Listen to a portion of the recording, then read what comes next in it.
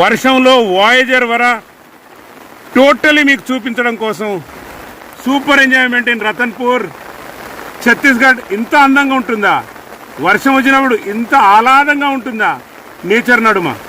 Yes, I'm really enjoying. So Ratanpur వెళ్దాం రండి.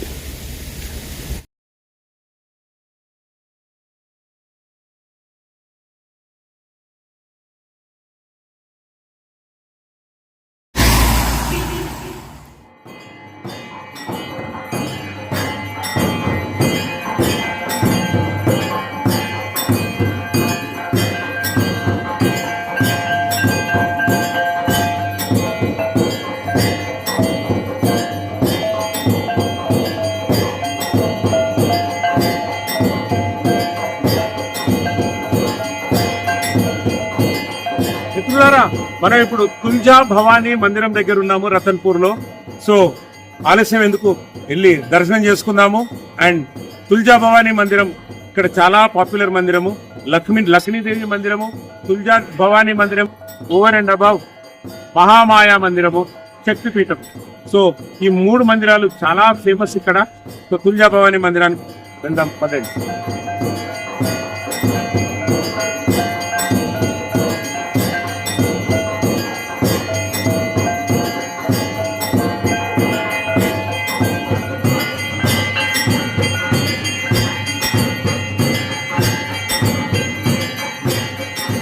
बाबा जी, थोड़ा तुलजा भवानी माता के बारे में इधर का प्रसिद्धि क्या है, थोड़ा समझाओ हमको भी.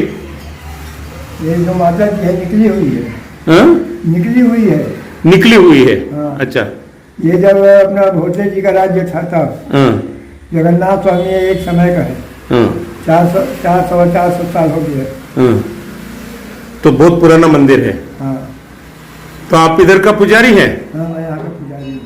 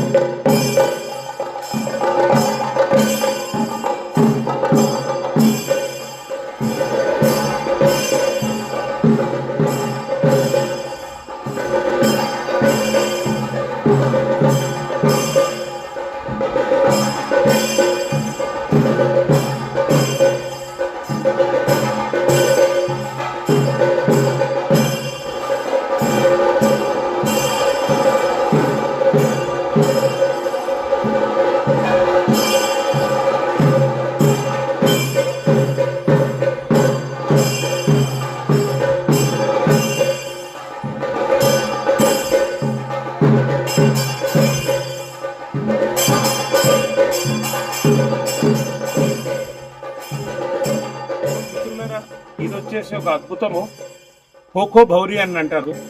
సో ఇక్కడ నుండి వచ్చేసి బిలాస్పూర్కి ఒక సొరంగ మార్గం ఉంది అని తెలిసింది.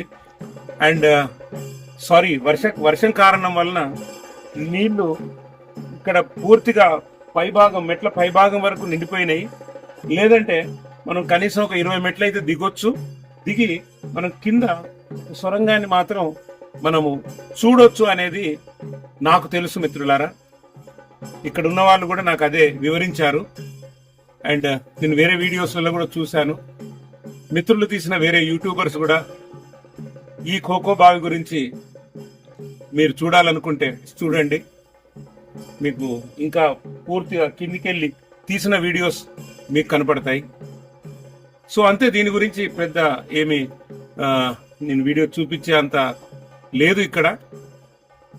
ఇక మనం ముందుకెళ్దాం అండ్ రతన్పూర్ అందాలు చూస్తూనే ఉందాం. థ్యాంక్ యూ మిత్రులారా. తుల్జామాత అమ్మవారి దర్శనంతో ఇక మనము ఈ వీడియో ముగిద్దాము. అండ్ దర్శనం చాలా బాగా జరిగిందని నేను భావిస్తున్నాను. అమ్మవారి నుండే ఈ సెల్ఫీ తీసుకుంటూ మీకు మాత్రం నేను వాయేజర్ వరా నుండి sign off. Thank you for watching. And నేను మీ హోస్ట్ వరప్రసాద్.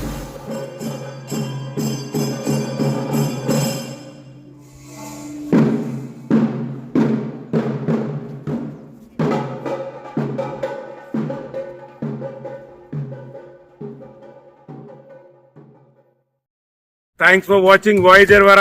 నేను మీ host Varaprasad signing off. Good by.